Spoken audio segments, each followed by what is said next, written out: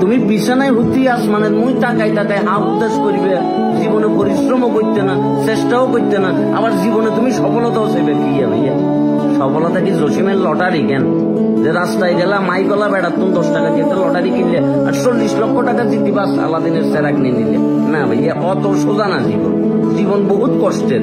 বেলা biscuit খাই খাই যে বেলা বিস্কুট কোম্পানির মালিক হয়েছে, বিড়ি মিস্টে মিস্টে যে সিগারেটের কোম্পানির মালিক হয়েছে, এতে যাই জিগাও যে জীবন কত কঠিন ভাইয়া।